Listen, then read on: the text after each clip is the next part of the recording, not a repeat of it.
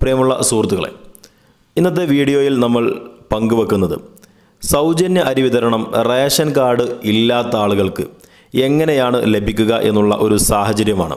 അപ്പോൾ ഈ വീഡിയോ ഇഷ്ടമായെങ്കിൽ നിങ്ങൾ ലൈക്ക് ചെയ്യണം. അതോടൊപ്പം തന്നെ പാവപ്പെട്ട ആളുകളിലേക്ക് എത്തുന്നതിന് പരമാവധി ഷെയർ ചെയ്യുകയും ചാനൽ ഇഷ്ടമായെങ്കിൽ സബ്സ്ക്രൈബ് ചെയ്യുകയും ചെയ്യുക. അപ്പോൾ നമുക്കറിയാം, ഈ കോവിഡ്-19 ബന്ധപ്പെട്ട് ലോക്ക്ഡൗണിലായതുകൊണ്ട് തന്നെ എല്ലാ വീടുകളിലും അരി സാധനങ്ങൾ തീർന്നു പോകരുത് എന്ന നിർബന്ധ ബുദ്ധിയോടുകൂടി സർക്കാർ സൗജന്യ റേഷൻ വിതരണം നടത്തിക്കൊണ്ടിരിക്കുകയാണ്. ഏപ്രിൽ 1 മുതൽ ആരംഭിച്ച സൗജന്യ അരി വിതരണം ഇപ്പോഴും നടന്നുകൊണ്ടിരിക്കുകയാണ്. AAY റേഷൻ കാർഡ് ഉടമകൾക്ക് കാർഡ് ഒന്നിന് 35 കിലോഗ്രാം ധാന്യവസ്തുക്കളും PHH എന്ന് പറയപ്പെടുന്ന പ്രയോറിറ്റി ഹൗസ് ഹോൾഡ് അഥവാ പിങ്ക് കാർഡ് ഉടമകൾക്ക് ഒരംഗത്തിന് 5 കിലോഗ്രാം വീതവും, അതോടൊപ്പം തന്നെ നീല വെള്ള കാർഡ് ഉടമകൾക്ക് 15 കിലോഗ്രാം അരിയുമാണ് ഇപ്പോൾ വിതരണം നടന്നുകൊണ്ടിരിക്കുന്നത്. ഈ സാഹചര്യത്തിലാണ് ജില്ലയിലെ ഏതു റേഷൻ കടകളിൽ നിന്നും കാർഡ് ഉടമകൾക്ക് ധാന്യവസ്തുക്കൾ വാങ്ങുവാൻ സാധിക്കുമെന്നുള്ളത് ഇതിൻ്റെ മറ്റൊരു പ്രത്യേകതയാണ്.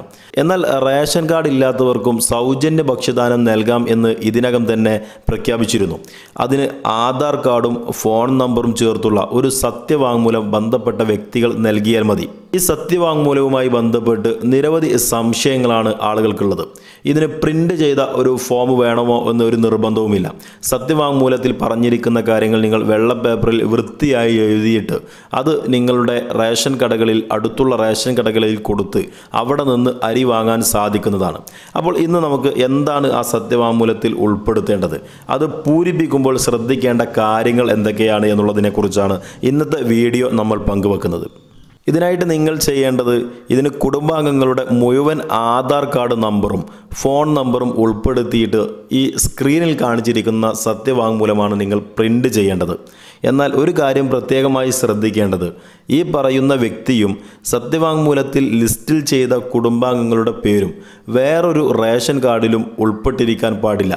സത്യവാങ്മൂലത്തിൻ്റെ ലിസ്റ്റ് ചെയ്തിരിക്കുന്ന ആധാർ കാർഡ് നമ്പറുകൾ കൃത്യമായി പരിശോധന നടത്തുകയും അത്തരത്തിൽ ആളുകൾ മറ്റൊരു റേഷൻ കാർഡിൽ ഉൾപ്പെട്ടിട്ടുണ്ട് എന്നോ അതല്ലെങ്കിൽ തെറ്റായ സത്യവാങ്മൂലം നൽകിയിട്ടുണ്ട് എന്ന് ബോധ്യപ്പെട്ടു കഴിഞ്ഞാൽ കൃത്യമായി തക്കമായ ശിക്ഷാ നടപടികളും ക്രിമിനൽ കേസുകളും നിങ്ങൾക്കെതിരെ രജിസ്റ്റർ ചെയ്യുമെന്നുള്ളതാണ് മറ്റൊരു കാര്യം.